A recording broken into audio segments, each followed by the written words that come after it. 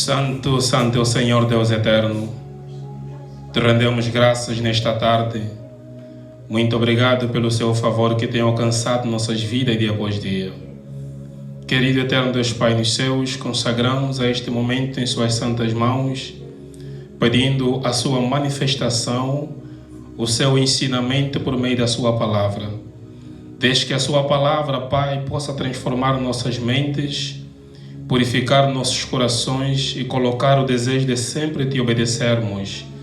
Fale conosco, Pai, nesta tarde nós te ouviremos, pois que cremos que quando o Senhor fala, nós ouvimos. Quando o Senhor fala, nós obedecemos. Quando o Senhor fala, nós somos mudados. Fale conosco, hoje e para todos sempre, no nome de Jesus Cristo. E a igreja do Senhor diga amém. Amém. Tome seu assento. Abra sua Bíblia.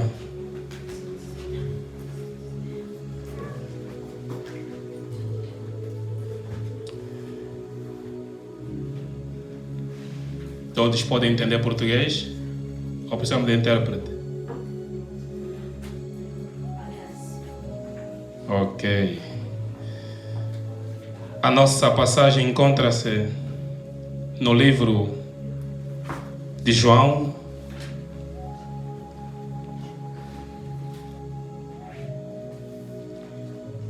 de capítulo número 14. Um irmão, por gentileza, para ir buscar as nossas crianças. João 14.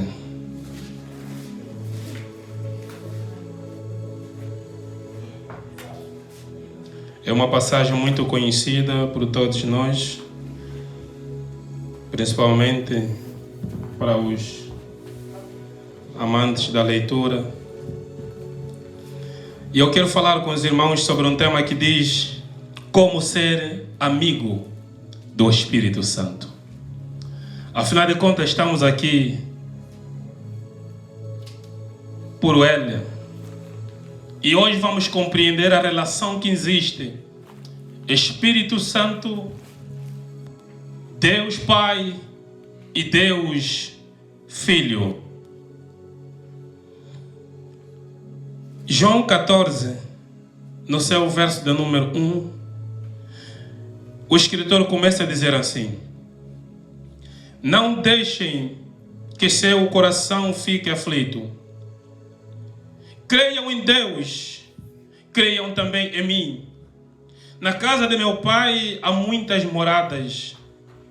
Se não fosse assim, eu lhes teria dito: vou preparar lugar para vocês. E quando tudo estiver pronto, virei buscá-los, para que estejam sempre comigo onde eu estiver. Vocês conhecem o caminho para onde vou. Não sabemos para onde o Senhor vai. Disse também: como podemos conhecer o caminho? Jesus estava conversando com seus discípulos. Lembrem que estas quase vão sendo as últimas palavras de consolação. O Senhor Jesus está conversando com seus discípulos, explicando a eles o que viria a acontecer depois. Ele sabe dizer de que agora que ele vai subir, os seus discípulos ficarão sozinhos. Porque os discípulos haviam se acostumado com o Senhor Jesus. Então ele começa a consolar seus discípulos com essas palavras: não se turbe em vosso coração. Não deixem que vosso coração fique aflito. Creiam em Deus. Creiam também em mim. Na casa de meu pai há muitas moradas. Se assim não fosse, eu vos teria dito. Jesus já está dizendo: na casa do meu pai, se não tivesse muitas moradas, eu vos teria dito. De facto, há muitas moradas, mas deixa que eu vá preparar um lugar para vocês. Para que quando eu voltar a vos levar, vocês estejam onde eu estiver. Estejam vós também. Então Filipe também vai perguntar: Senhor, Como podemos conhecer o caminho se nós nem sabemos para onde você vai? Não se pode conhecer o caminho se você não sabe de onde você vai chegar. Por isso que a Bíblia declara que pensai das coisas que estão nos céus, onde vive o Senhor. É lá onde vocês já hão de ir. Lá é o destino. E a partir do momento em que você conhece o lugar de onde você conhecerá o caminho. E Jesus vai responder também: eu sou o caminho. Eu sou o caminho. Quem passa por mim tem o caminho. Quem vem por mim tem o caminho. Então eu sou o caminho, a verdade e a vida. Eu sou o caminho que te leva ao Pai. E não se chega ao Pai se não for por meio da verdade. Por isso que o apóstolo Paulo vai dizer aqui: não mentais mais uns aos outros. Falem a verdade. Mulher, fala a verdade a seu marido. Marido, usa a verdade a sua mulher. Filhos, falem a verdade a seus pais. Ninguém mais mente uns aos outros, porque a mentira foi por meio dele em que o pecado entrou no mundo. O diabo mentiu a Eva, e a Eva por sua vez convenceu o seu marido, e ambos tomaram do fruto proibido. Então a palavra de Deus está dizendo que ninguém mais pode mentir uns aos outros. Não se chega a Deus se não for por meio da verdade. Ninguém jamais verá o reino do Pai se não for por meio da verdade. Jesus está dizendo: eu sou o caminho, também sou a verdade e a vida. Ninguém pode vir ao Pai senão por mim. Aqui começamos a perceber a relação que existe entre Jesus, Pai e Espírito Santo. Jesus está a dizer: ninguém pode vir ao Pai senão por mim. Quando Jesus está falando com os seus discípulos, ele ainda não estava no céu, ele estava na terra. Ele está conversando com os seus discípulos de que ninguém pode vir ao Pai. Ele teria dito: ninguém pode ir ao Pai. Mas ele disse: ninguém pode vir ao Pai se não for por mim. O que Jesus está a dizer aqui: eu sou o Pai. De que não há como alcançar ao Pai se não passar por mim. Queridos irmãos, quem não crê em Jesus jamais verá o Pai. Quem não aceitar Jesus Cristo como seu Senhor e Salvador jamais verá o reino do Pai. Jesus é o caminho para se alcançar a salvação. Ele disse: eu sou o caminho, a verdade e a vida. Ninguém alcança o reino do Pai se não for por mim. Se vocês realmente me conhecessem, saberiam quem é meu Pai. Mas desde agora em diante vão conhecer e ver o Pai. Filipe perguntou: Senhor, mostra-nos o Pai e ficaremos satisfeitos. Queridos irmãos, a Bíblia declara que as coisas espirituais, elas se compreendem espiritualmente. O homem espiritual, ele compreende as coisas espirituais, como também pode compreender as carnais. Mas um homem carnal jamais compreenderá as coisas espirituais. Enquanto Jesus fala, discípulos não compreendem. Filipe vai perguntar a Jesus: Senhor, mostra-nos o Pai. Isso para nós é suficiente. Porque nós não estamos a compreender de que eu sou o caminho, a verdade e a vida. Quem passa por mim tem a vida. Nós não estamos a entender, Senhor. Mostra-nos o Pai. Isso nos basta. O homem está acostumado a ver coisas físicas, coisas palpáveis. Para o homem, só existe aquilo que eu consigo ver. Aquilo que meus olhos não veem não existe. Então Filipe vai perguntar: Senhor, nós não conseguimos compreender a relação que existe entre Pai e você. Mostra-nos o Pai para que nós possamos compreender do que você nos fala.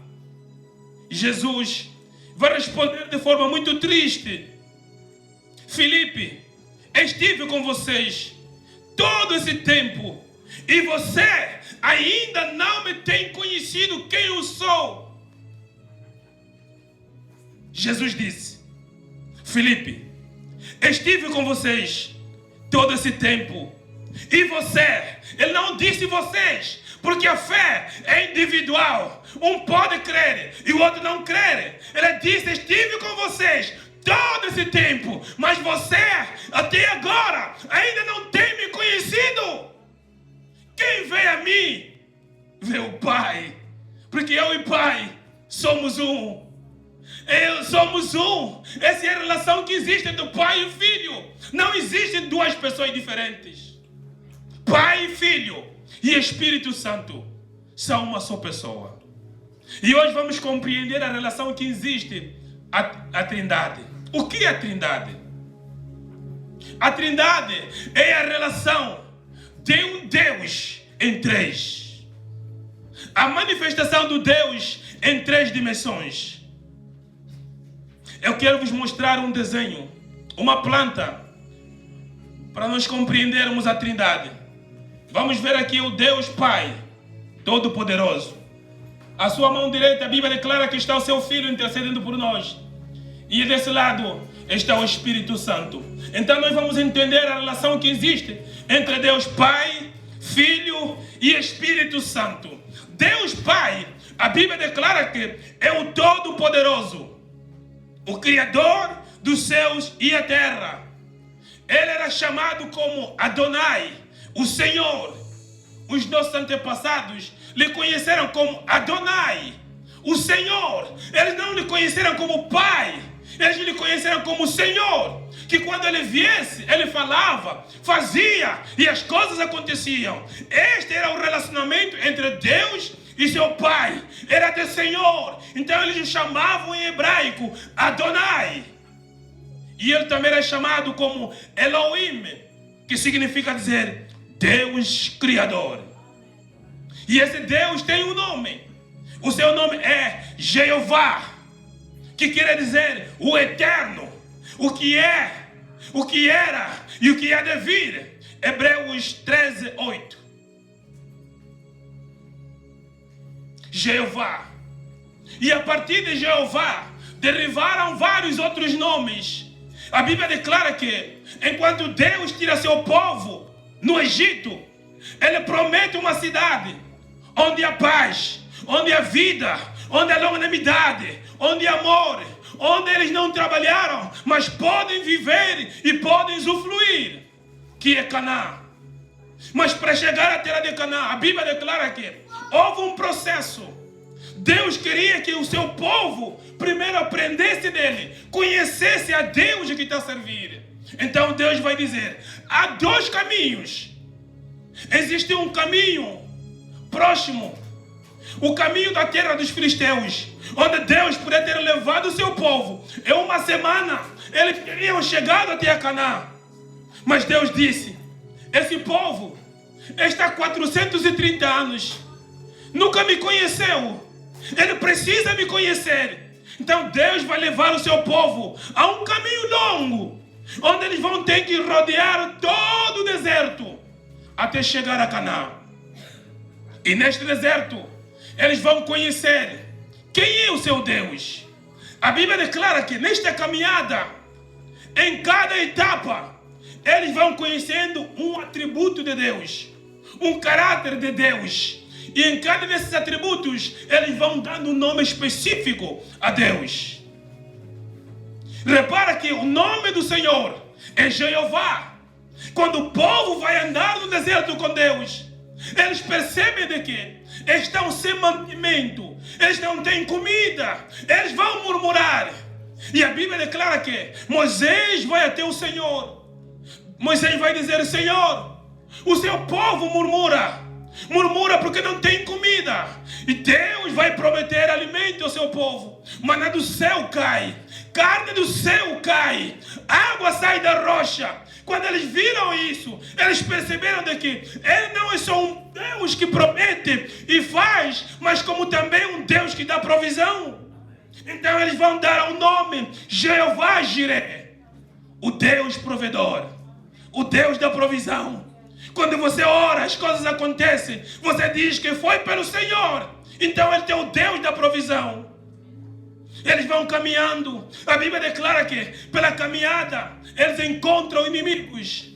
Filisteus estão pela frente, atacam o povo de Deus. É um povo que nunca lutou guerra, mas a Bíblia declara que Deus entrou na guerra e Ele deu vitória ao seu povo. Eles perceberam de que Ele não é só um Deus que alimenta, mas também um Deus que dá vitória àquele que confia nele. Amém. Então vão dizer: Ele é Jeová Nissi, Deus da minha vitória.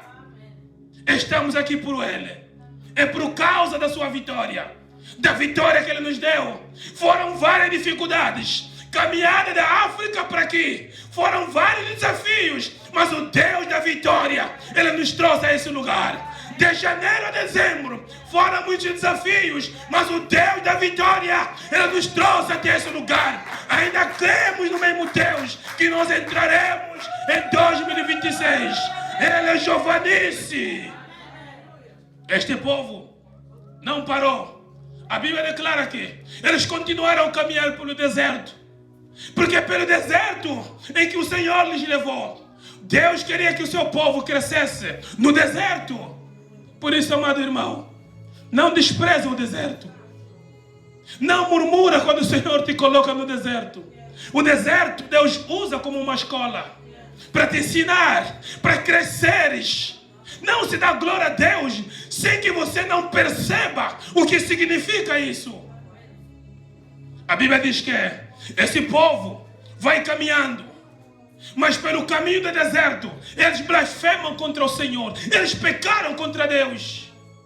Reparem que nosso Deus é um Deus presente. É um Deus que não se mistura ao pecado. Eles murmuraram contra Deus. E a Bíblia diz que o Senhor trouxe praga a este povo. Houve serpentes no meio do deserto. E essas serpentes começaram a picar o povo de Deus. Eles foram ficando doentes. Deus vai falar a Moisés: levanta uma serpente de ouro. E cada vez que o povo olhar para ele, será curado. Este povo foi curado por várias vezes.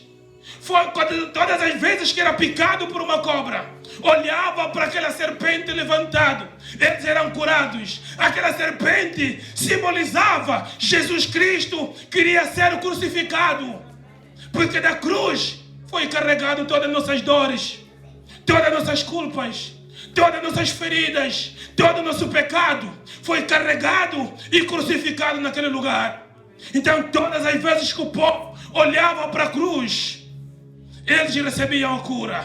E todas as vezes que eles estivessem doentes, a Bíblia declara que o Senhor descia através de uma nuvem. Ele sarava o seu povo. Então eles perceberam de que Ele não é só Deus que dá vitória, mas também Deus que cura. Então eles vão dizer: Ele é Jeová Rafá, porque é o Deus que nos cura de todas as nossas enfermidades. Amados irmãos, independentemente da tecnologia, se Deus não colocar a sua mão naquela injeção, naquele medicamento, não há cura. A Bíblia declara que em vão vigia a sentinela, se o Senhor não for o Senhor da cidade. Não é o conhecimento do doutor, não é o teu seguro caro que te dá a vida, que te dá cura. Quantos têm seguro? Às vezes 2, 3, 4 anos não usam. Eu mesmo sou exemplo disso. Pela graça de Deus, quanto gastei pelo meu seguro de saúde, mas não usei. Não usei durante o ano todo. Agora vai me dizer que é meu seguro que me sustenta, é meu seguro que me dá vida? Não. É o Deus da cura. A Bíblia diz que esse povo, ele continuou a caminhada. Pelo caminho, eles perceberam de que, por causa de muitas lutas dos seus inimigos, houve um tempo em que o povo se humilhou por debaixo da mão potente de Deus. Eles caminharam pelos mandamentos do Senhor, porque enquanto andavam com Moisés, eles conheciam de que é um Deus vivo na vida deste homem. Então eles se submetiam a Deus. E todas as vezes que o povo se submeteu ao seu Senhor, este povo gozou paz. esse povo gozou alegria, esse povo gozou tranquilidade. Então eles perceberam que ele não é só um Deus que cura, também não é só um Deus que alimenta, mas também um Deus que dá paz. Então eles vão chamar Jeová Shalom. Por isso, quando você diz ao seu irmão Shalom, você tem que dizer: tenha paz do meu Deus. Ele também é Deus da paz. Por isso ele diz: não tema, não tenha medo, te dou a minha paz. A minha paz eu vos dou, não como o mundo dá. Recebam a minha paz. A paz do Senhor e a sua alegria, que excede todo entendimento. Diferente é a paz dos homens. A paz dos homens é uma paz momentânea, é uma paz temporária. Hoje assinam documentos, quando amanhã não se entendem, eles rasgam os papéis e a guerra volta. Mas a paz do Senhor, ela é eterna. A paz do Senhor não é externa, ela é interna. Ninguém compreende essa paz. Jeová Shalom, o Deus da minha paz. Amados irmãos, a Bíblia diz que Deus está no seu trono e tem a terra na sua mão. Nada escapa diante dele. Ele é o único que pode contar quantos fios de cabelo que estão na sua cabeça.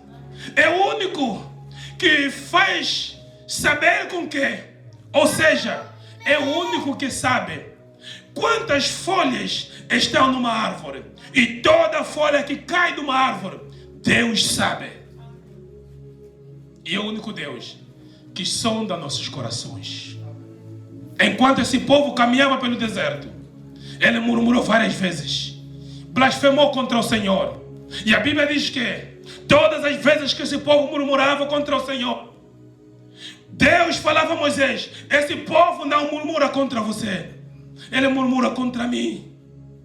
Lembra em Samuel, quando o povo pediu a Samuel que tivesse um rei deles, a Bíblia declara que Samuel ficou triste.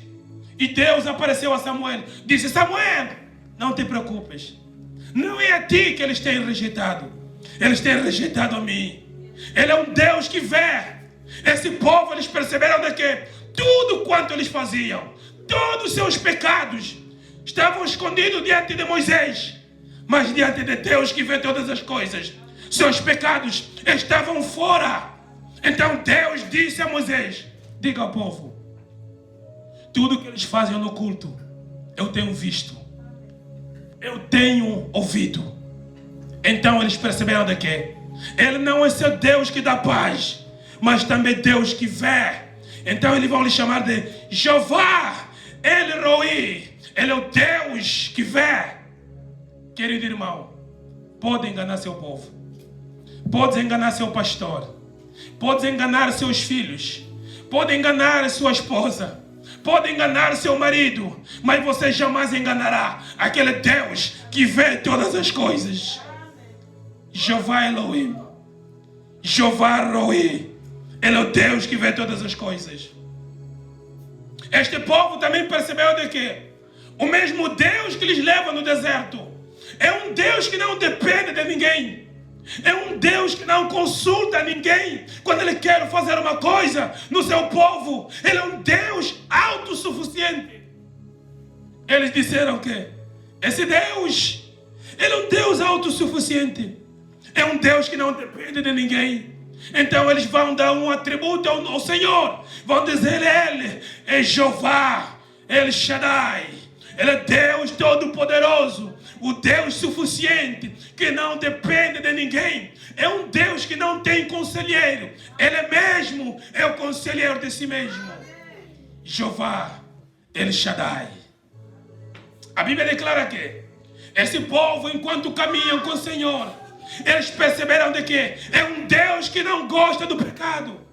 Isaías escreveu dizendo: o que vos separa do vosso Senhor é o vosso pecado. Mas se buscarem o Senhor de todo o vosso coração, Ele é justo e fiel, para então vos perdoar, vos purificar de todo o vosso pecado. Ainda que vosso pecado fosse como a escarlata, Ele colocará como como uma neve branca, e Ele vos perdoará. Então esse povo percebeu de que esse Deus é o Deus da justiça. Vão dar ao Senhor o nome Jeová Tsidkenu. Ele é o Deus da justiça. Queridos irmãos, esse é o Deus Pai que nós adoramos. Esse é o Elohim em que nossos antepassados conheceram ao Deus Criador. Eles não conheceram Deus como Deus Pai. Deus Pai, Ele é revelado através do Novo Testamento. Ele é chamado como Pai. Pai simboliza a intimidade. Todas as vezes que Jesus estava na terra e chamou a Deus, Ele chamou Ele como Pai, para simbolizar a intimidade. Então, na nossa era, Ele não mais é chamado como Elohim, não mais como Adonai, mas como Deus Pai. Ele é nosso Pai. Agora, a minha pergunta é: como surgiu ou como apareceu Deus Filho? Se nós já temos Deus Pai, como surgiu Deus Filho? Deus Filho surgiu através da queda do homem. Vamos ver isso em Gênesis. Gênesis, capítulo número 2, no seu versículo 15. Para compreendermos a relação entre Deus Pai, Deus Filho e Deus Espírito Santo. Gênesis 2, 15 a 17. A Bíblia diz que tomou, pois, o Senhor Deus ao homem e o colocou no jardim do Éden para o cultivar e o guardar. E o Senhor Deus lhe deu esta ordem: de todas as árvores do jardim comerás livremente, mas da árvore do conhecimento do bem e do mal não comerás, porque no dia em que dela comeres, certamente morrerás. Agora Gênesis 3, 8 e 11. 3, 8, 11. Quando ouviram a voz do Senhor Deus, que andava no jardim pela viração do dia, esconderam-se da presença do Senhor Deus, o homem e a sua mulher, por entre as árvores do jardim. E chamou o Senhor Deus ao homem e lhe perguntou: onde estás? Ele respondeu: ouvi a tua voz no jardim, e porque estava nu, tive medo e me escondi. Perguntou-lhes o Senhor Deus: quem te fez saber que estavas nu? Comeste da árvore de que te ordenei que não comesses? Aqui vai surgir a natureza ou a segunda dimensão de Deus, que Deus Filho. Foi por causa da queda do homem. O Senhor, quando criou Adão e Eva, Ele deu um mandamento a Adão. Disse: Adão, de tudo quanto criei, domina e toma, come dela, sirva como seu mandamento. Mas há uma árvore que eu coloquei no meio do jardim, esta árvore do conhecimento do bem e do mal. Não deverás tocar, porque o dia em que dela tocares, certamente você morrerá. Deus não escondeu a Adão. Ele disse: o dia que tu tocares, não viverás, tu morrerás. Na verdade, a árvore ou o fruto não estava envenenado. O veneno da morte de Adão estava na desobediência. Deus disse: não toque. Mas a Bíblia declara que porque o diabo enganou a mulher, e a mulher, por sua vez, convencendo seu marido, ambos tomaram. Quando a Eva tomou, a Bíblia não resiste a momento algum que eles tenham pecado, porque o mandamento não foi dado à mulher. Mas quando o homem tocou, a Bíblia declara que o pecado veio ao mundo, e por conta disto, ambos foram destituídos da glória do Senhor, foram afastados da presença de Deus, porque eles pecaram. Porque é o pecado que os separa. entre vós e vosso Deus. Eles morreram a partir do momento em que tocaram da árvore proibida. A Bíblia declara que certamente vocês morrerão. E eles morreram. Agora a minha pergunta é: como salvar o homem? Porque depois que ele morre, a Bíblia declara que o Senhor tirou Adão e Eva do jardim. Eles perderam a casa. Eles perderam a presença do Pai. Eles perderam o lugar do convívio, o lugar da intimidade. O pecado te tira da presença. O pecado te tira da intimidade. O pecado te dá medo de chamar Deus como Pai. O pecado te dá vergonha. Foi por conta disto que Jonas se escondeu por debaixo do porão.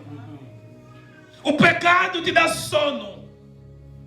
Como é possível alguém que está no mar, em que o barco está sendo agitado, e você está no sono profundo? Como é possível? É isso que o pecado faz. Quando você está em pecado, você está adormecido. Você não compreende as coisas.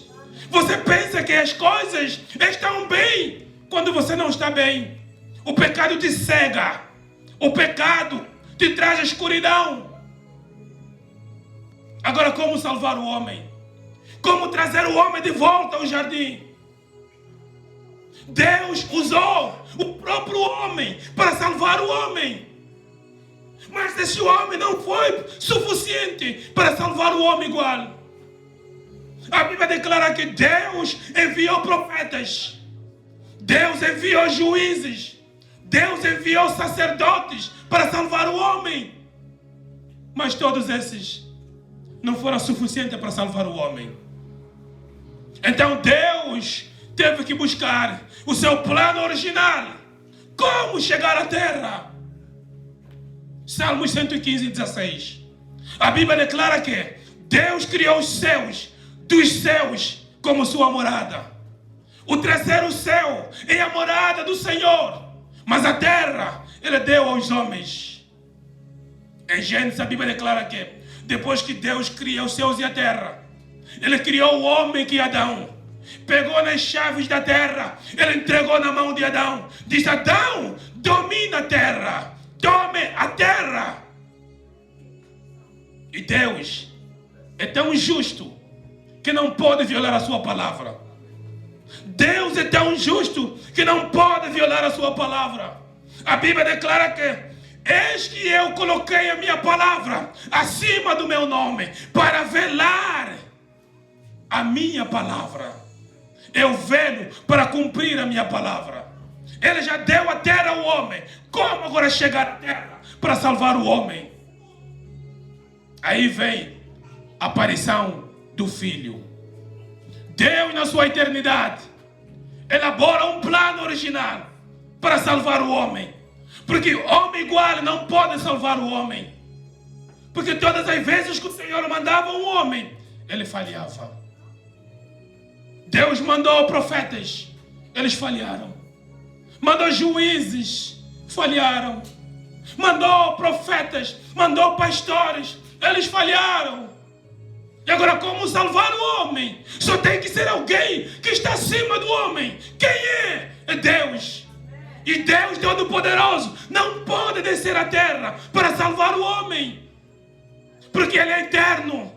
Lembra que o povo lhe conheceu como Adonai, como Senhor, como Todo-Poderoso, que quando Ele vinha era para trazer fogo.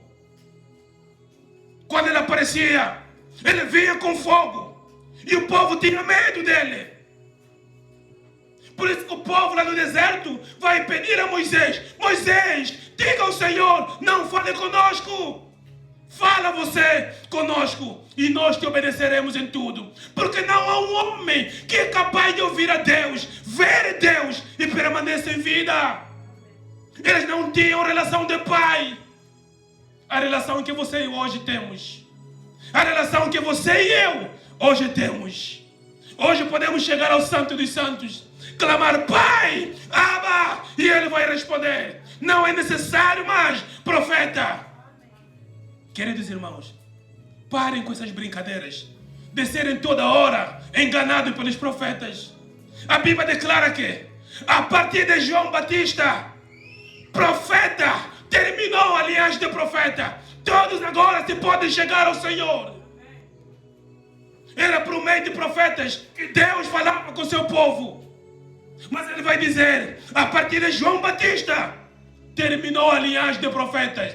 Todos se tornaram profetas. Todos podem falar com o Eterno.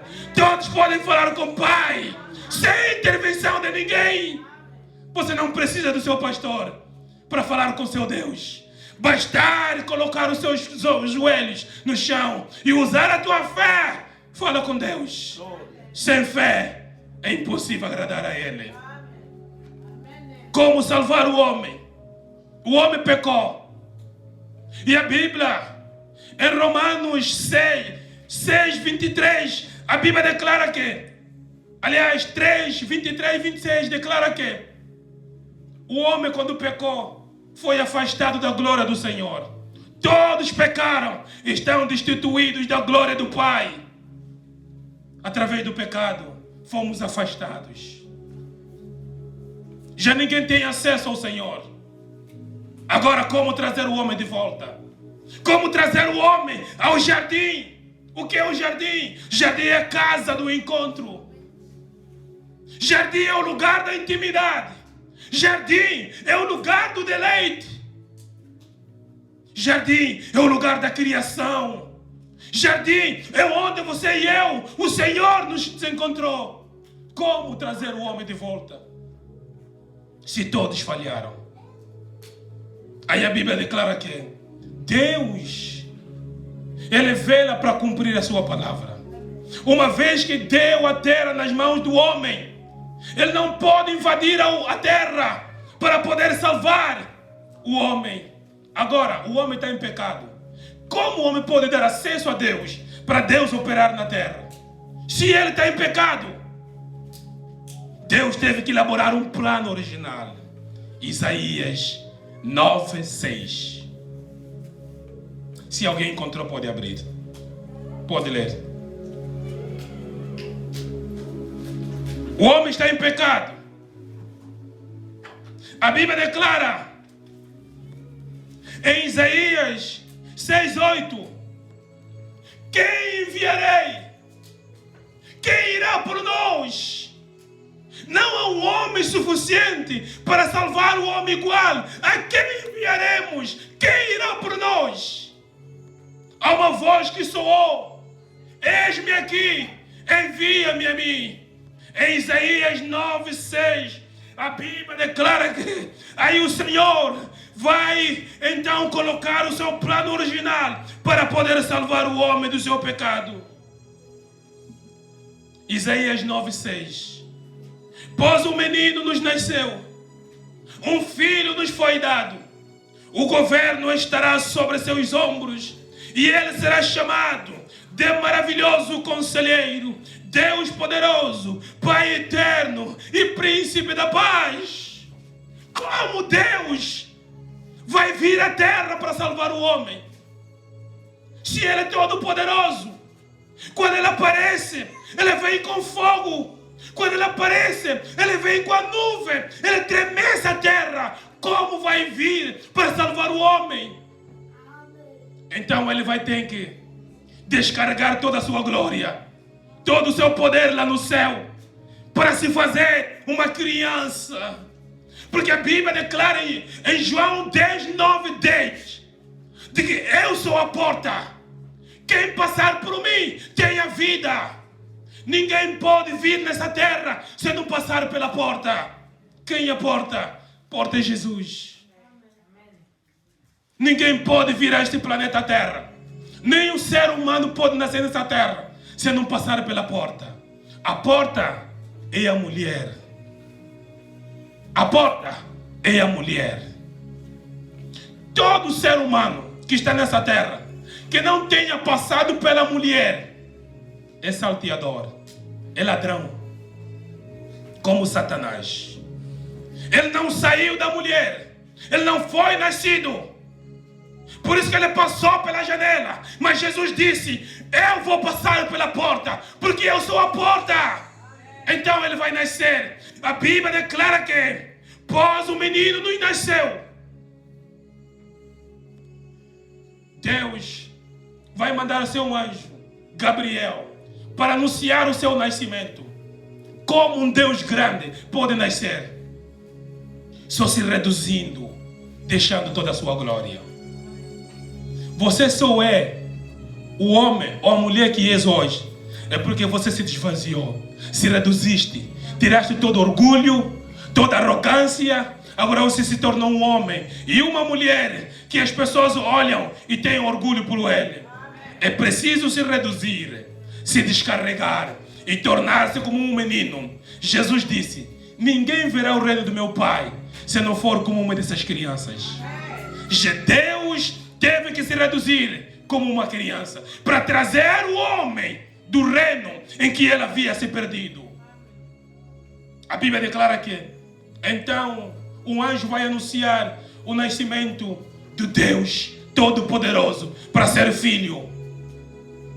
Mas percebe de que não há ninguém que nasce se a semente não vier do homem. Na conjunção de pai e mãe, o bebê é gerado através da semente do homem. Mas repara que a Bíblia declara que através de Adão, todos nós herdamos o pecado, fomos destituídos da glória do Senhor, somos pecadores. Então Jesus não poderia nascer vindo da semente do homem, porque senão também seria pecador, iria herdar o pecado de Adão.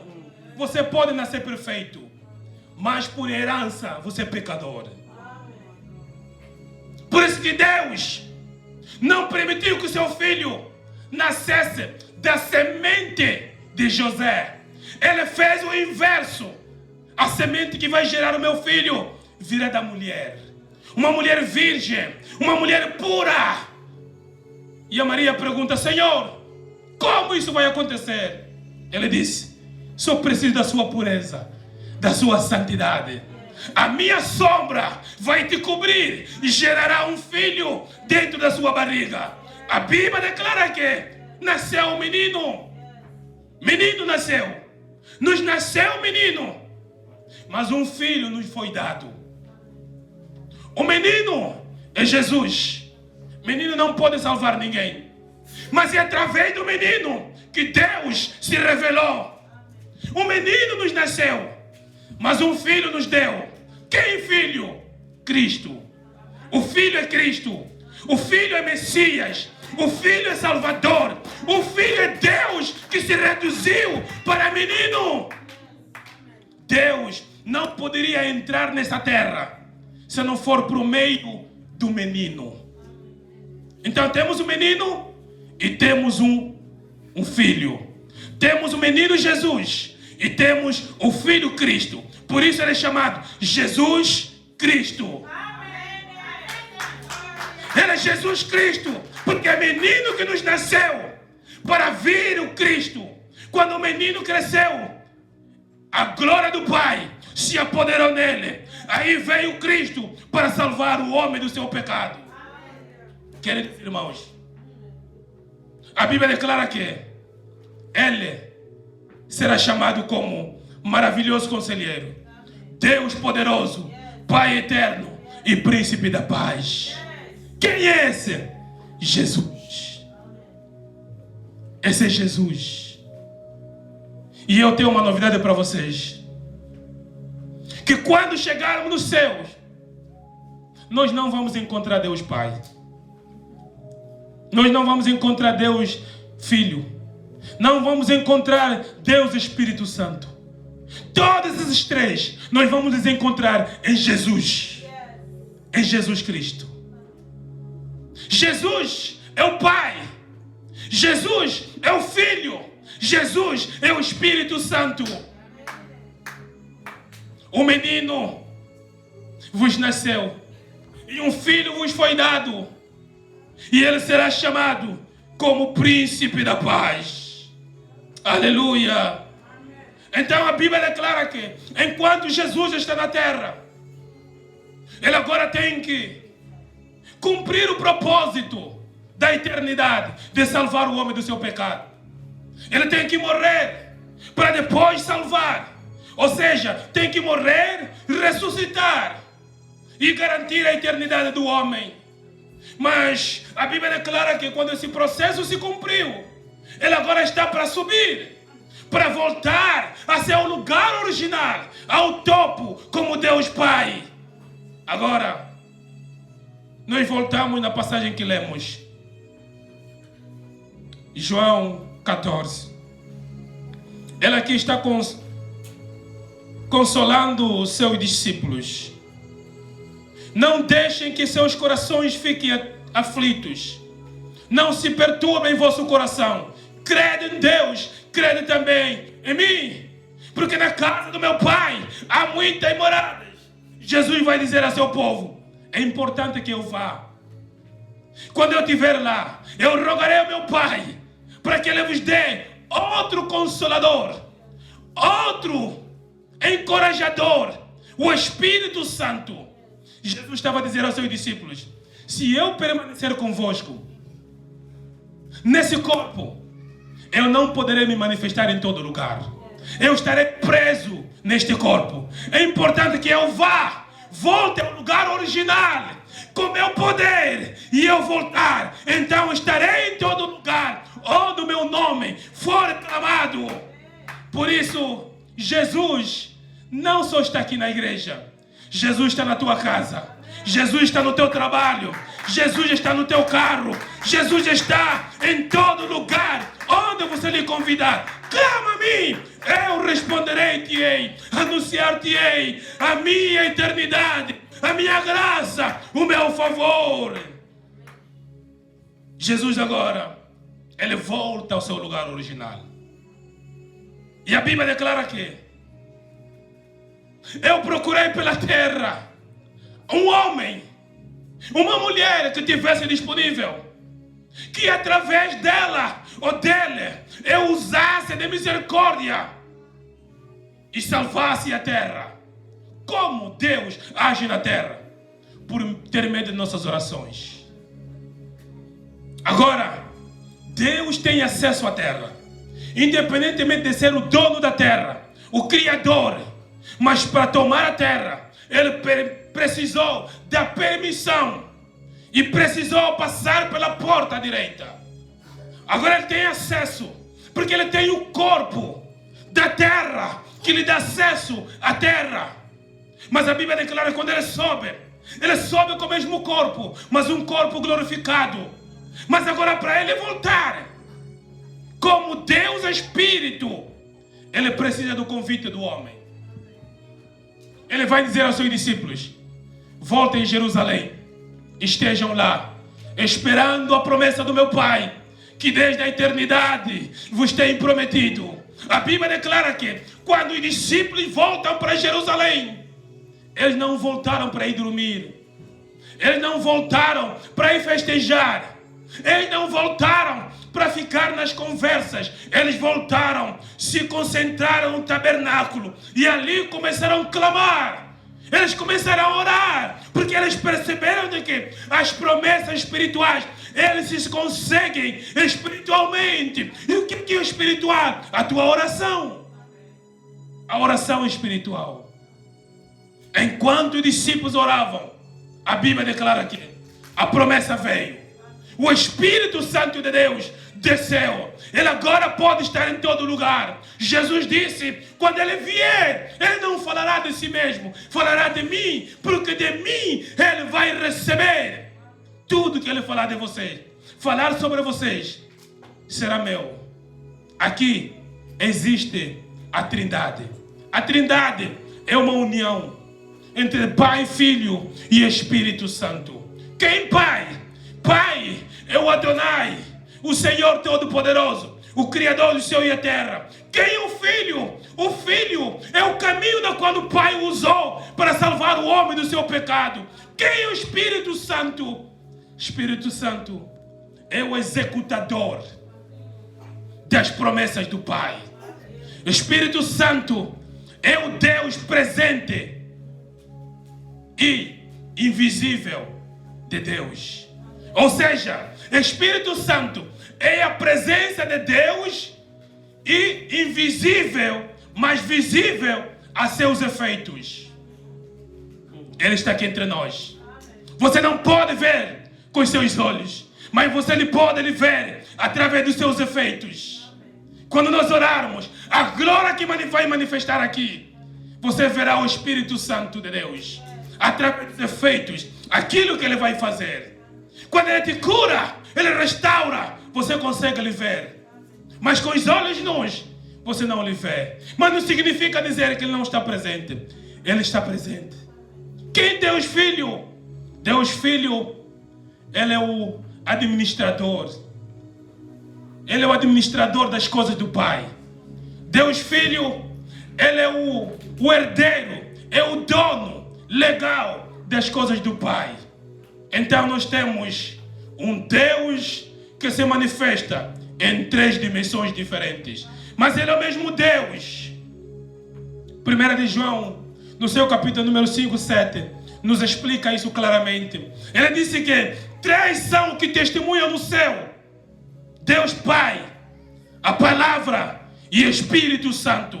E todos eles respondem em um. Quem é? Jesus.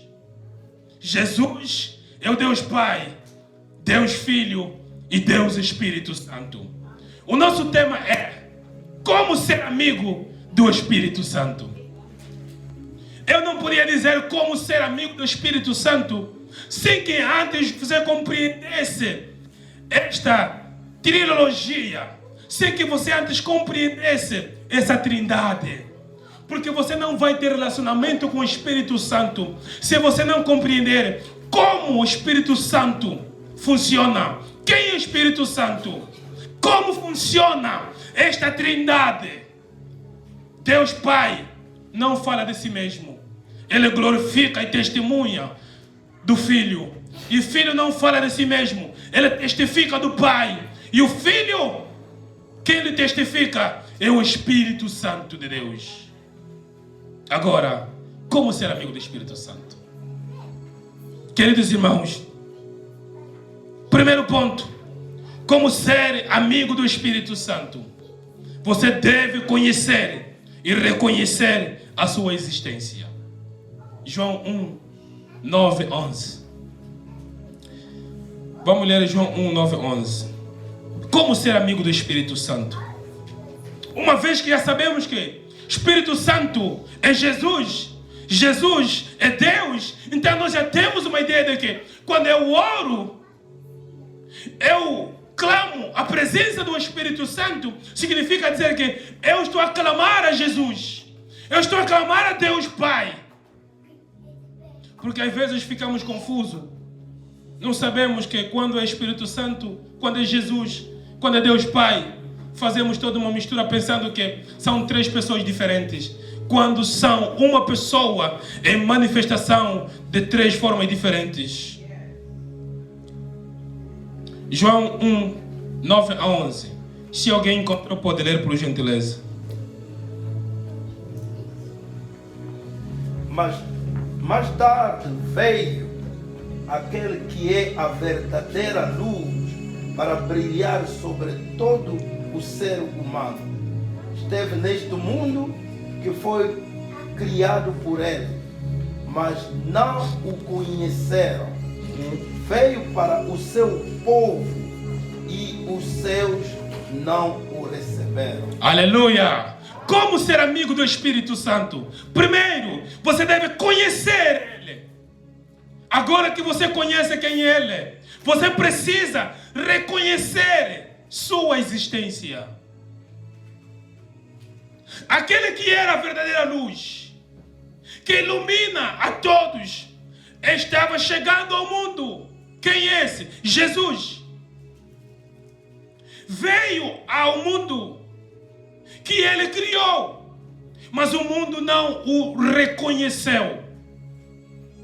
Veio ao seu próprio povo e eles o rejeitaram. Queridos irmãos, você não tem como andar com o Espírito Santo se você não lhe conhecer.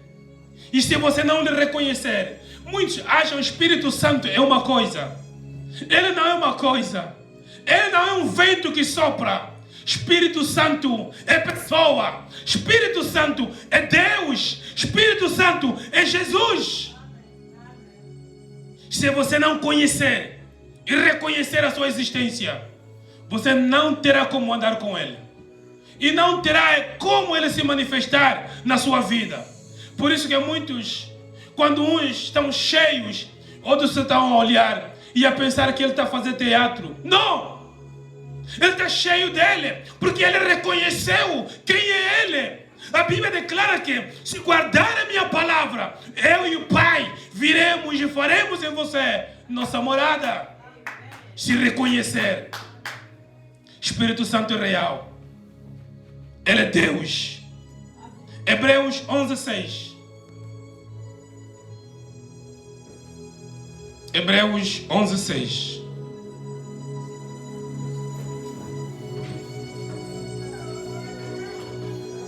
Ora, sem fé é impossível agradar a Deus.